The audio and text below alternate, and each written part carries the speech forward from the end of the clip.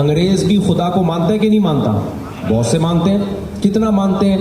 वो कहते हैं ओह माय गॉड, बस। अच्छा, मुझे किसी ने बताया कि बांग्लादेश में गधे हैं ही नहीं। ऐसा ही है, हमारे पास हैं, हम एक्सपोर्ट कर देते हैं कि अगर कोई पसंद आता निकाह का पैगाम भेजते, वहां से हाँ होती तो निकाह कर लेते, ना होती तो कहीं और पैगाम भेज देते। প্রথমবারের মতো ঢাকা বিশ্ববিদ্যালয়ের টিএসসি অডিটোরিয়ামে অনুষ্ঠিত হয় এক বিশেষ ইসলামী মজলিস, যেখানে প্রধান বক্তা হিসেবে উপস্থিত ছিলেন খ্যাতনামা পাকিস্তানি আলেম মুফতি তারেক মাসুদ। এবং এই পুরো আয়োজনটি পরিচালনা করে ঢাকা ইউনিভার্সিটির দাওয়া সার্কেল। दिल को जगाए अकल को दे फहम, ये है हमारा मुफ्ती तारिक मसूद दामद बरकातुहुम का करम। बहुत खुशी हुई आप लोगों ने मुझे बांग्लादेश बुलाया, बातचीत का मौका दिया।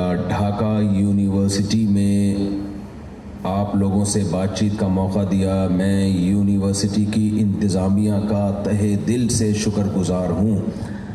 আমরা আসলে দাওয়া সার্কেল থেকে, ঢাকা বিশ্ববিদ্যালয়ের দাওয়া সার্কেল থেকে আমরা আসলে নানান রকমের অনুষ্ঠান আয়োজন করে থাকি। দেশীয় আলেমদের মাধ্যমে বা দেশীয় যারা চিন্তাবিদ আছেন, গবেষক আছেন, ইসলাম নিয়ে কথা বলেন, তাদের নিয়ে আসলে আমরা নানান রকম অনুষ্ঠান রেগুলারলি করে থাকি। তো বাইরে থেকে আসলেও আমরা ইনশাআল্লাহ পরবর্তীতে আরও আয়োজন করব ইনশাআল্লাহ।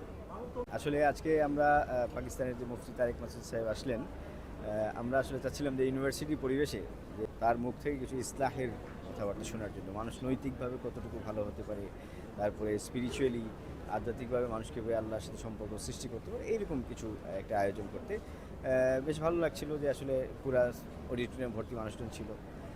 আমরা চেষ্টা করি যে ভার্সিটির স্টুডেন্ট যারা আছে তাদের তো দেখা যাচ্ছে পড়ালেখার পাশাপাশি স্কিল ডেভেলপমেন্ট, পাশাপাশি দিনের ইলম অর্জনের ক্ষেত্রে তারা বিভিন্ন সোর্স খুঁজতে থাকে বা বিভিন্ন ইসলামী মজলিস, যেটা চেষ্টা করে তারা কোনো আলেমের সাথে সংস্পর্শ তৈরি রাখতে। তো আমরা চেষ্টা করি যাতে তাদেরকে আমরা কানেক্ট করে দিতে পারি বা তাদের দিনের যেই চাহিদাটা, দিনের ইলম অর্জনের চাহিদাটা, এটা আমরা চেষ্টা করি বিভিন্ন প্রোগ্রাম, ইভেন্ট বা অন্যান্য কুইজ, বিভিন্ন প্রোগ্রাম আয়োজনের মাধ্যমে আমরা এটা পূরণ করার, তাদেরকে সহযোগিতা করার চেষ্টা করে থাকি।